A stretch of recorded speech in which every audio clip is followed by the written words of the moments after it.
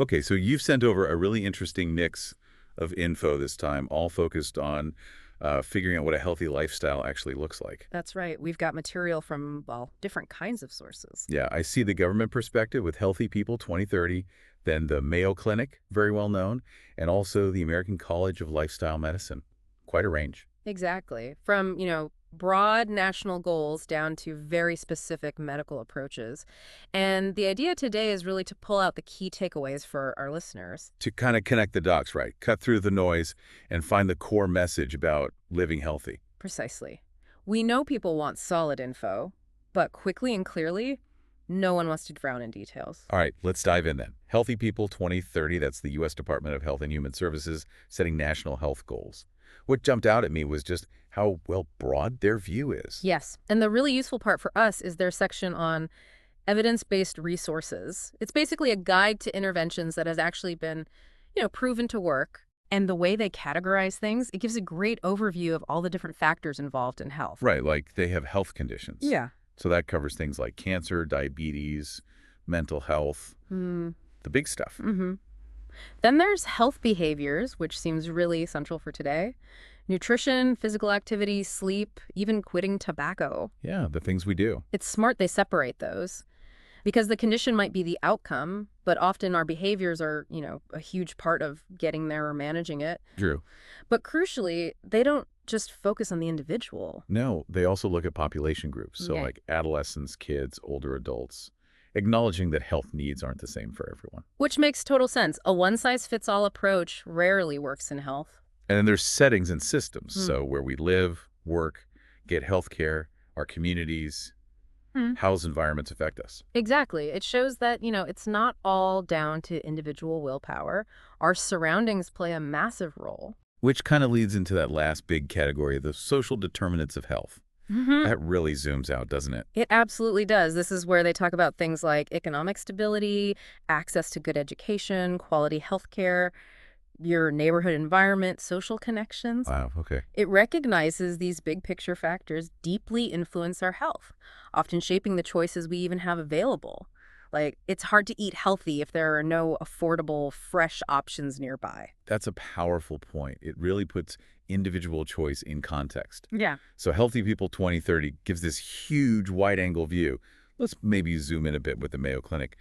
They're such a trusted source for practical health info. They really are. And their healthy lifestyle section is very practical, very user-friendly. One thing I like is how they organize by life stages. Ah, yeah, like pregnancy, childhood, adulthood. Right, because what's relevant changes so much over time. And within adulthood, they even break it down further. Women's health, men's health, healthy aging, lets you find what you need. That makes sense. Tailored advice.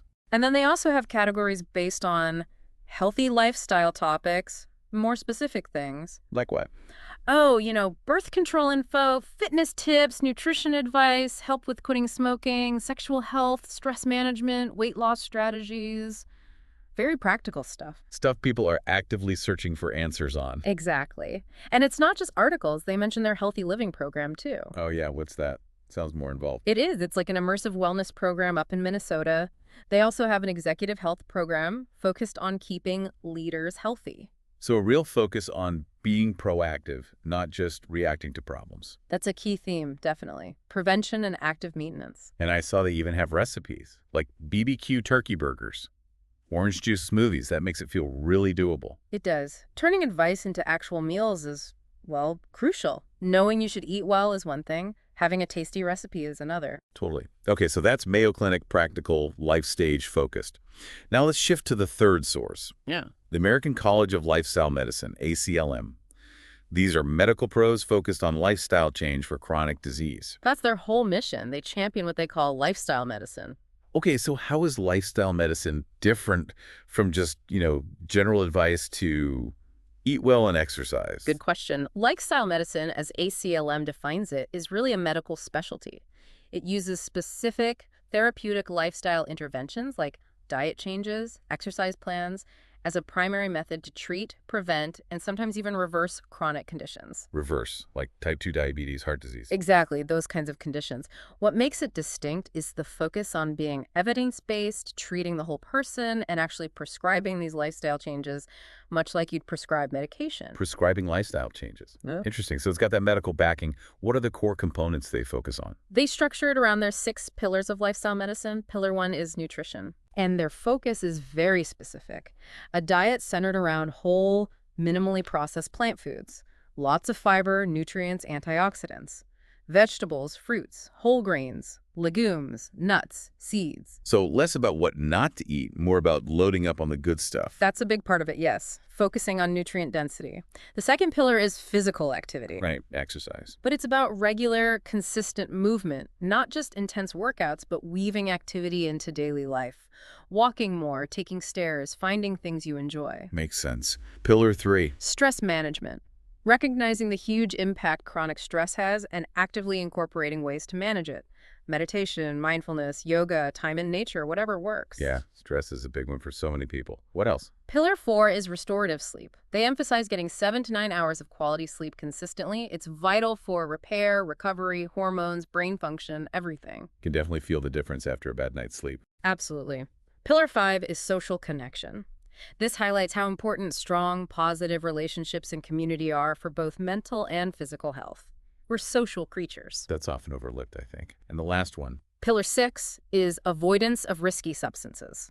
So minimizing or cutting out things like tobacco, excessive alcohol, and other harmful substances. Okay, so those 6 pillars, nutrition, physical activity, stress management, sleep, social connection, and avoiding risky substances, that's a really comprehensive picture. It covers a lot more than just diet and exercise. It really does. It's holistic. Yeah. And ACLM stresses that their members, doctors, nurses, other health professionals use these pillars not just to manage disease, but potentially to reverse it and absolutely to prevent it. It's about getting to the root cause. And they mentioned something at addressing up to 80% of chronic diseases this way. That's huge. It's a powerful statistic highlighting the potential impact. They also connect it to the quintuple aim in healthcare. Quintuple aim. What's that? It's basically a framework for improving healthcare overall. It aims for better health outcomes for everyone, lower costs, a better patient experience, improved well-being for healthcare providers themselves, Okay. and advancing health equity. Lifestyle medicine, they argue, can help achieve all 5 of those goals. Healthier people cost less, are often more satisfied, it can reduce provider burnout, and potentially make healthcare more equitable. That makes a lot of sense. Yeah. And for professionals wanting to specialize, ACLM offers certification and training. Yes, they're really building the field, providing education and credentials for healthcare providers who want to integrate this approach into their practice. Got it.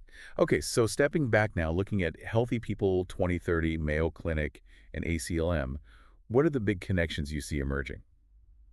Well, the overlap is pretty striking, isn't it? Yeah, definitely. That core focus on nutrition, physical activity, sleep, stress management, it comes up again and again. Exactly. Healthy People 2030 sets the stage, outlining the national priorities and the evidence base. Right, the big picture. Then Mayo Clinic provides really accessible, practical information for individuals tailored to different life stages and needs. Lots of how-to. Mm-hmm. The practical application. And ACLM gives us the specific, evidence-based clinical framework, the 6 pillars, showing how these lifestyle factors can be used therapeutically by medical professionals. It's like different levels of zoom on the same landscape. National view, individual view, clinical view, but all emphasizing those fundamental lifestyle elements. Precisely. And it underscores that this isn't just about not being sick. It's about actively building physical health, mental well-being, social connection. It's multifaceted. And it requires being proactive, Yeah. right? Not just waiting until something goes wrong. That's a huge takeaway. It's an investment in your long-term health and, honestly, your quality of life. Okay, so as we wrap up this deep dive for our listeners, what's the main takeaway message you think they should hold on to? I think it's that consistency across these reliable sources. A truly healthy lifestyle isn't about some magic bullet or quick fix. Yeah, no single secret. No, it's built on these interconnected pillars: diet, movement, rest, stress management, connection, avoiding harmful stuff, all supported by solid evidence. And there's good information out there to help. From government resources to trusted clinics to medical societies. These sources we discussed are great starting points. Definitely. They offer pathways to explore further, whether you're interested in a specific condition, a health behavior, or just general well-being. So maybe a final thought for everyone listening. Reflecting on all this, what's maybe one small evidence-based step that feels doable for you to explore right now? Yeah, just one thing. Remember how interconnected it all is. A small change in sleep might boost your energy for activity, or managing stress might help your food choices. Right. So what's one small change that feels like a manageable, positive starting point for your well-being journey? Something to think about.